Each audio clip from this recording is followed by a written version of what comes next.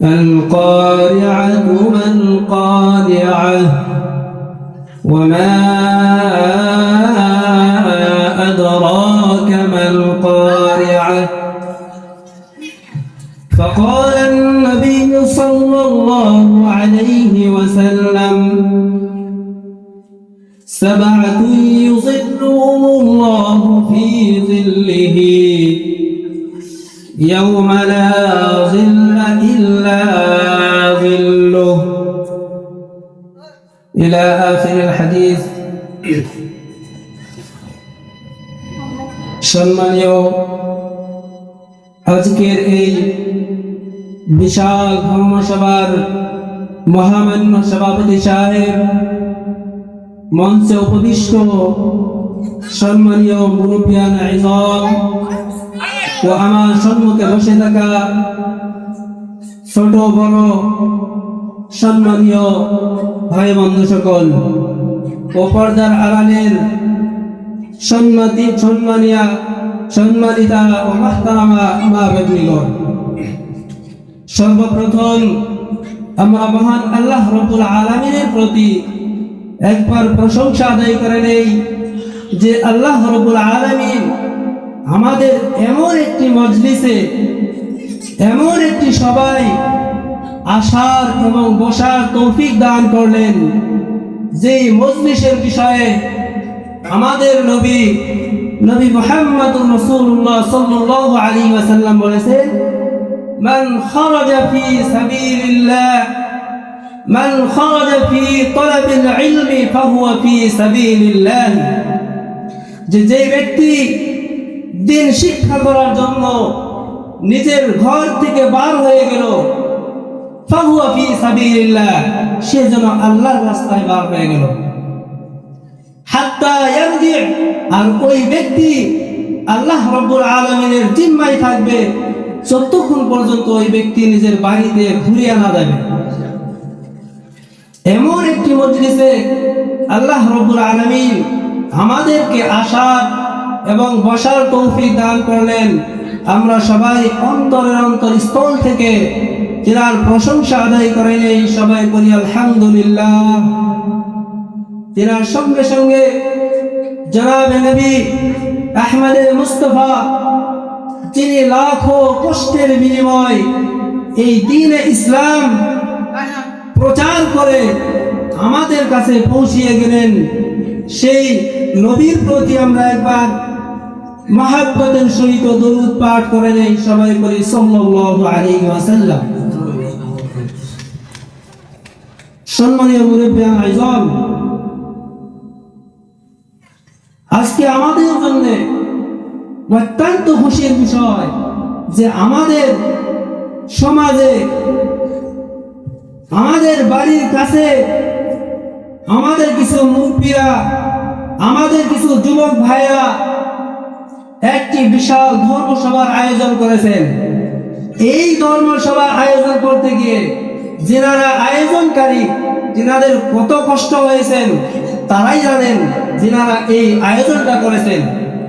কিন্তু তার সঙ্গে সঙ্গে দুঃখের বিষয় হলো এটা যে আমাদের জন্য এত কষ্ট করে আয়োজন করার পরেও আমরা এই সবাই আসতেছি না, বসতেছি না। আমরা কিছু যারা আসছি তিনারাও বাইরে দিয়ে এদিক ওদিক ঘোরাফেরা করতেছি। এটা আমাদের জন্য অত্যন্ত দুঃখের বিষয়। তাই আমাদের যে মুরব্বীরা এবং যুবক ভাইরা বাইরে দিয়ে ঘোরাঘুরি করতেছেন, তিনাদের কাছে অনুরোধ রইল তিনারাও অতি শীঘ্রই এসে প্যান্ডেলের নিচে বসে অসীম সোয়াবের ভাগী হবেন বলে আশা করলাম। আর আমাদের মালিবাড়ি মাদ্রাসার বা অন্যান্য মাদ্রাসা থেকে যেই ছাত্র ভাই বন্ধুরা এই সবাই আসছো, কিন্তু প্যান্ডেলের নিচে আসো নাই, তোমরা এদিক ওদিক ঘোরাঘুরি করতেছো, তোমাদেরকেও বলা হইতেছে তোমরাও দয়া করে প্যান্ডেলের নিচে এসে বসে যাও। সম্মানীয় মুরব্বিয়ান আযম, আমি আল্লাহ রাব্বুল আলামিনের পবিত্র কালামুল্লাহ থেকে একটি ছোট্ট আয়াত তেলাওয়াত করেছি। ছোট্ট একটি সূরা, সূরার নাম হলো সূরাতুল কারিয়া। এই সূরা আমাদের মধ্যে অধিকাংশ মানুষের মুখস্থ আছে এই সূরা, কিন্তু এই সূরার মধ্যে আল্লাহ রাব্বুল আলামিন কি বললেন, কি বয়ান করলেন, এগুলো আমাদের জানা নেই। তো এই সূরা সম্পর্কে, এই সূরা নিয়ে আমি আজকে আপনাদের সম্মুখে কিছু কথা রাখবো। ইনশাআল্লাহ আল্লাহ রাব্বুল আলামিন যদি তৌফিক দান করেন, আমি এটা আপনাদেরকে বুঝিয়ে দেওয়ার চেষ্টা করব। সম্মানীয় মুরব্বিয়ান আযম, আল্লাহ রাব্বুল আলামিন কুরআনুল কারীমের এই ছোট্ট একটি সূরা, সূরাতুল কারিয়ার মধ্যে বলেন, আল কারিয়া মাল কারিয়া ওয়া মা আদরাকা মাল কারিয়া। আল্লাহ বলেন বিকট আওয়াজ, ভয়ঙ্কর শব্দ, ভয়ানক আওয়াজ। আবার বলেন মাল কারিয়া, কি এই বিকট আওয়াজ, কি এই ভয়ানক শব্দ।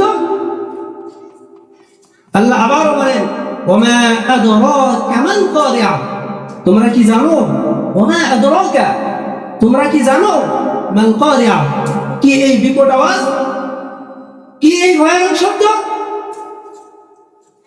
আল্লাহ রাব্বুল আলামিন এই কথাটা তিনবার এই সূরার মধ্যে উল্লেখ করলেন।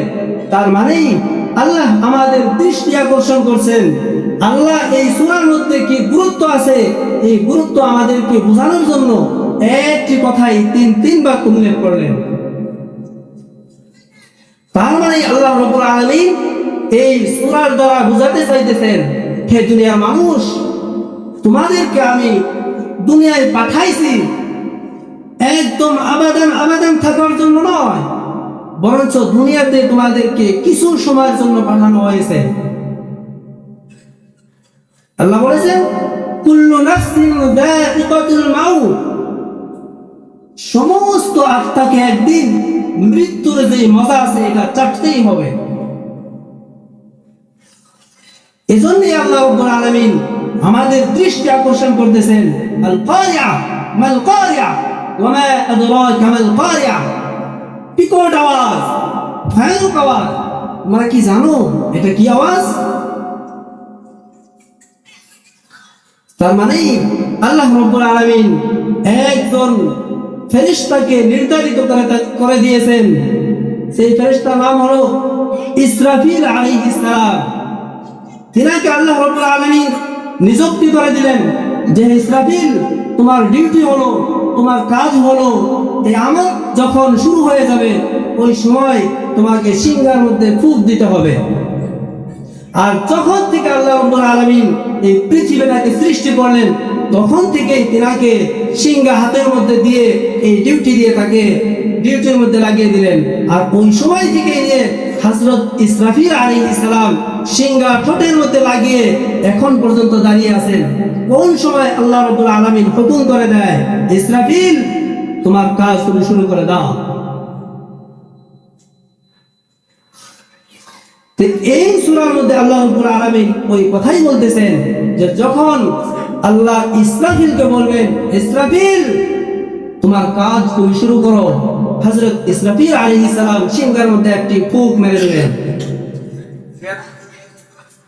ইসরাফিল ফুঁক মারার পরে মানুষের কি অবস্থা হবে এটাও আল্লাহ রাব্বুল আলামিন এই সূরার মধ্যে উল্লেখ করলেন, ইয়াউমা ইয়াকুনুন নাসু কাল ফারাশিল মাবসুস, যে ওই দিন মানুষগুলো কীট পতঙ্গের মতো ছিটকে পড়তে থাকবে।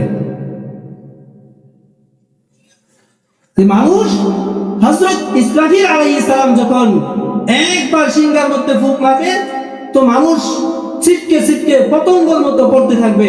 যেরকম আমরা দেখি কিছু সময় যে লাইটের মধ্যে পোকাগুলো এসে লাগে আর ছিটকে পড়ে যায় আর জমিনের মধ্যে পড়ে এগুলো মারা যায়। এই যে মঞ্চর ওই কিয়ামতের দিন যখন কিয়ামত শুরু হয়ে যাবে, আল্লাহ রাব্বুল আলামিন ইসরাফিলকে হুকুম করে দেবেন যে তুমি ইসরাফিল তুমি ফুঁক মেরে দাও। ওই সময় মানুষের এই অবস্থাই হবে যেরকম লাইটের সঙ্গে পোকা লেগে ছিটকে পড়তে থাকে।